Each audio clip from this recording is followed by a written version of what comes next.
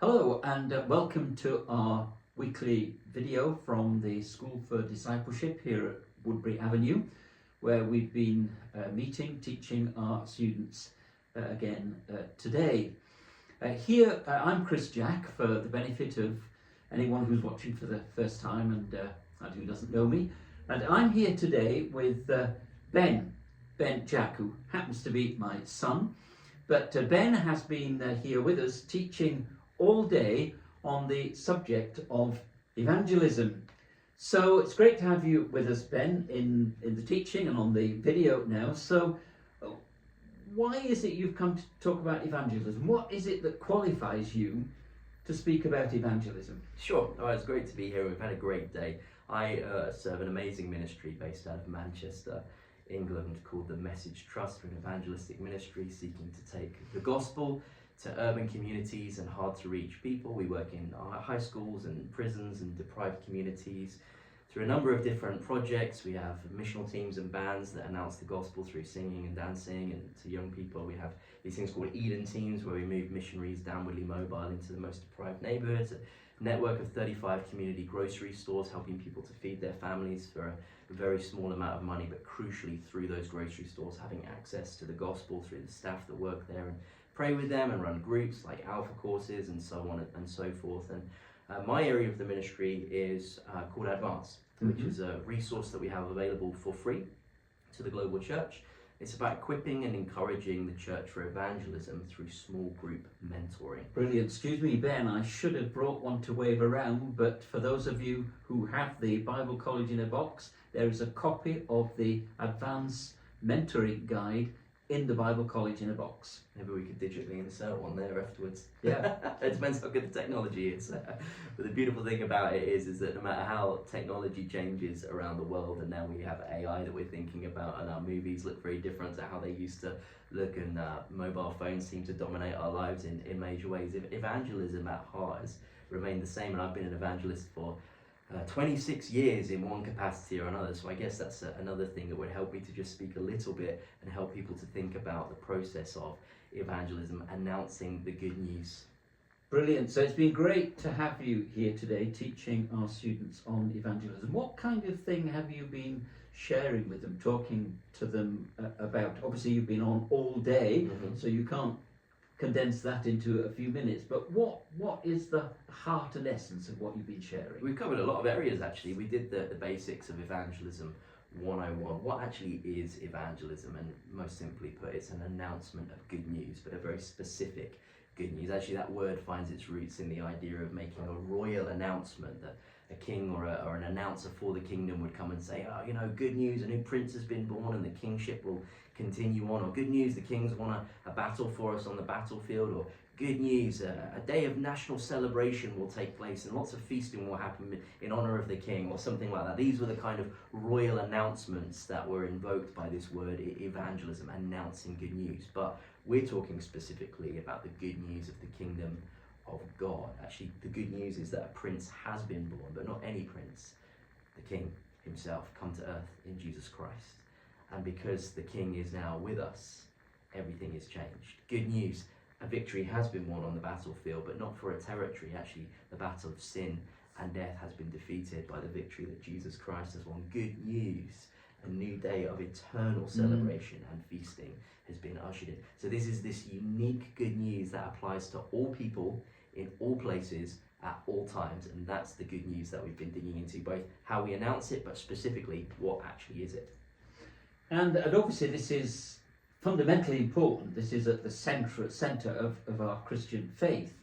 So have you been telling people how to go out and do evangelism? Not specifically, no. I find that most evangelism equipping is coaching based. That is to say that what it seeks to do is coach people on some form of methodology to get their feet moving out of the door, and then when they're out of the door to get their mouth opening and articulating the gospel. There's a lot of merit to that, and we need that kind of equipping because it can give a bit of gospel confidence where gospel confidence is lacking.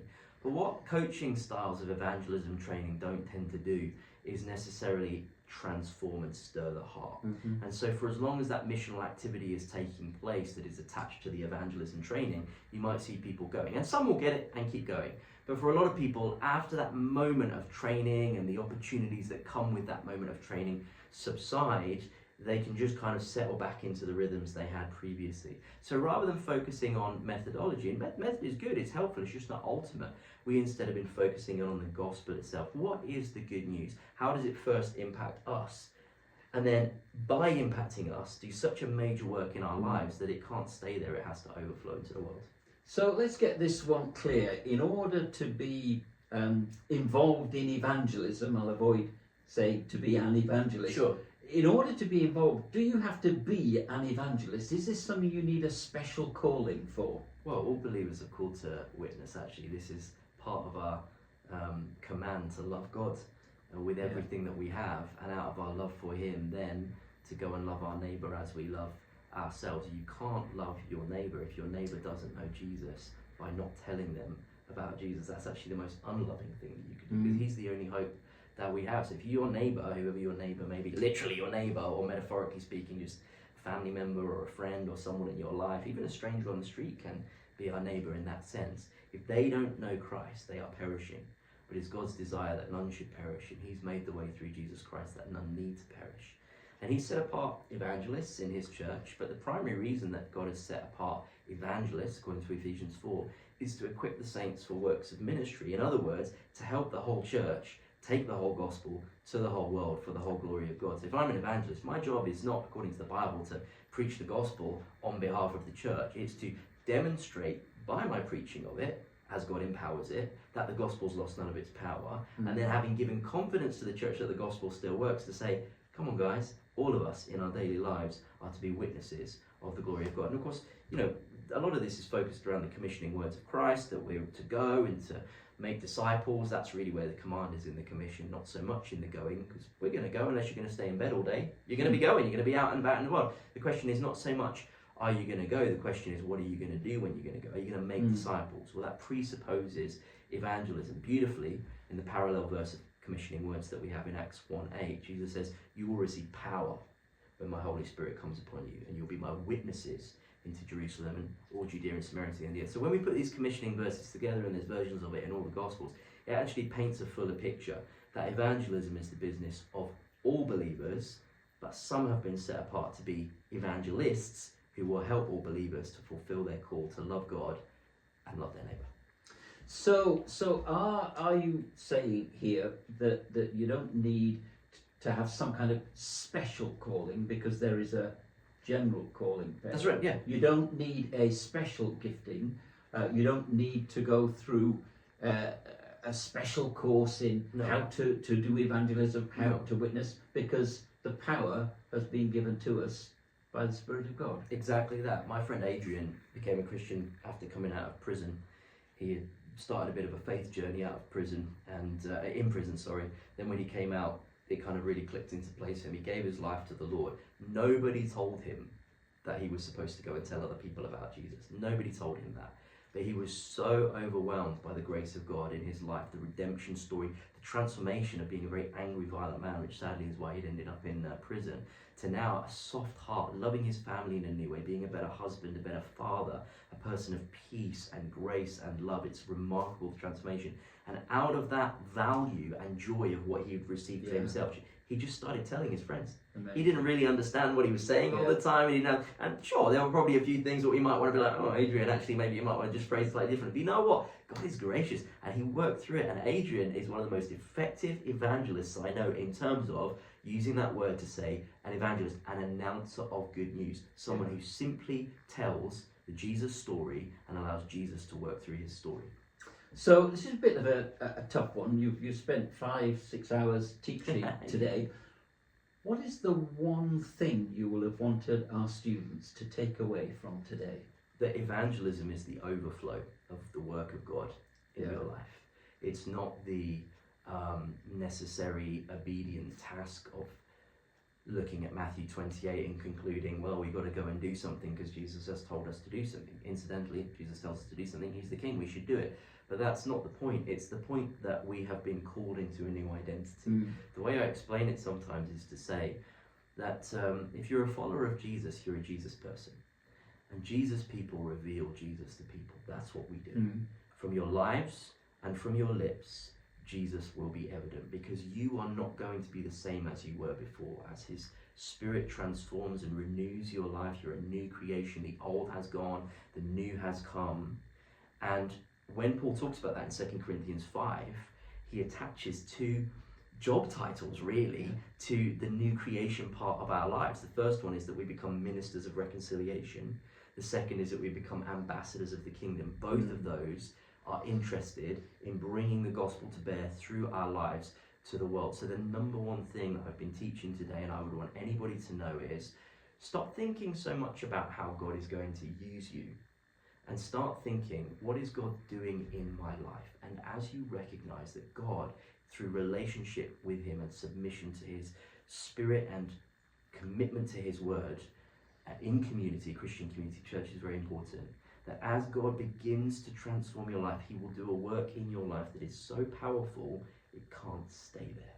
It will overflow. Evangelism is simply the natural outworking of true discipleship. And that overflow, would you agree, is word and life. It's not an either or. It's not, you can't have the word without the life. You can't have the life without the word in order to be able to genuinely evangelize or share the gospel. Yeah, you need the transformed life, otherwise the message doesn't have integrity. You can't claim a message of transformation and not have any transformation. You're inherently showing that what you're selling, not that we're selling, it's not marketing, but to use a slightly harsh way of phrasing it, that what you're selling doesn't have value, and that's not who we are. We are living testimonies of the truth. Yeah. But as we are living testimonies of the truth, it would be immoral, wrong, I would go as far as to say evil, which is a strong word, but I mean it, to leave people in confusion as to the transformation. That how are they better off at that point? Yeah. In fact, what we're doing is we're beginning to move them from a place of ignorance without bringing them to a place of clarity. And that's a dangerous thing to do. So we must be a people of the word and speaking that word. We must be people of works, that is, the works that are evidently transforming our lives. But we must also be people of wonder, that we are continually in wonder of who God is, of what he has done historically, what he can do, the gospel, what he continues to do presently in our lives, but also the wonder of what he is yet to do in the return of Christ as well. And sure, depending on where you sit on the Pentecostal spectrum, you may have a slightly different view of what the fullest version of wonders means. Some people will be more comfortable praying for healing, or some people will be more comfortable giving a word of knowledge, or perhaps even deliverance ministry or something like that. Sure, mileage may vary, I guess, depending on your theological view there, but all Christians must be united in the wonder of the greatest miracle of all. God is still bringing people to salvation today. And the wonder of his grace in our lives. It's so, the default of it, yeah. So, because I think that's a really, really helpful way of summarising things. Word, works, and wonder. Yes. That's a great trilogy. One final thing, Ben, because we haven't quite finished with you yet. You've got another session this evening at Lansdowne Church, when you're specifically going to be talking about Advance and its approach and the Advance Mentoring Guide. Can you summarise in just a minute or two what that's about, what that involves, just to give people some idea of that? Yeah, Advance is an approach to small group mentoring where we get people together in peer mentoring groups, normally up to about 12. The average group size globally is about 7. And people will get together for a couple of hours once a month to focus actually on the gospel. I've never encountered a barrier to evangelism that isn't solved by a deeper, richer understanding of the gospel in our heart, but also intellectually and clearly in our mind as well. So we give time to make sure we really understand what the gospel is, to be accountable to one another, holy messengers who live holy lives, to create a community where we can encourage one another and enthuse one another. It serves a multifaceted approach, but the or purpose. But the key here is that it's peer mentoring. There undoubtedly will be people in the group with much more experience than others, but nobody is domineering, nobody is kind of leading the group in that sense. Someone will facilitate, but the goal is that we learn from each other as we focus on the word, invite the Spirit to speak. And we actually call it a gospel formation journey. So I think a lot of people will be familiar with the idea of spiritual formation, that as we approach spiritual disciplines, reading the word, prayer, worship, fasting, fellowship, mission, whatever it might be, those things, those disciplines within our lives, they form us into the image of Christ. I'm all about that. I believe in that wholeheartedly in the discipleship life. My only concern is that sometimes those things become so focused on how we are formed that we forget how that formation is then supposed to overflow out. So we call it gospel formation to make sure that what the Spirit does in us, like I've said repeatedly, doesn't stay there, but then overflows as witness to the gospel into the world. So that's what they're all about. That's a great vision, and for anyone who hasn't got the guide or maybe lost it and you don't know where it is, outrageous. you can go on the website, can't you? The website is advancedgroups.org. advancedgroups.org, and you can find information there, and you can also download a free PDF, I believe. You can download the PDF of the guide in multiple languages. If English is not your first language, maybe you can understand it pretty well, but you'd like it in your heart language. We have almost 40 languages now that you can check out. But also, the website is just about to relaunch. It will happen in the coming weeks, depending on when you're watching this. It may have already launched. And on that new version of the website, you can download a PDF, but you can also, on that website, journey through each session directly there on the website. So loads of ways you can engage. You can also get in touch with us, and we will happily send you physical copies if you'd like them. That's brilliant. And anybody can set up a group, can't they? Yeah. Yeah, we encourage people to talk to their church leaders and say, hey, is this something we could do as a church? And generally don't recommend that people just kind of go off and do their own thing. It's better to keep it integrated into the life of the church. But it is not something that has to be a whole church activity. Some people within the wider church community could journey this. But equally, we have groups around the world that are made up of people from different churches who come together. So there's no kind of particular fixed way. The key is just giving that time each month to keep the main thing with a group of peers. And honestly, it is transformational. It moves people into everyday witness. And that's the goal. Everyday believers being moved and motivated into everyday witness. Brilliant. Thank you so much for being with us today, Ben, and sharing with the students. Thank you for taking this time to share this video and do this video. Thank you, folks, for watching. And we trust it will be a blessing to you, and we will see you again next week.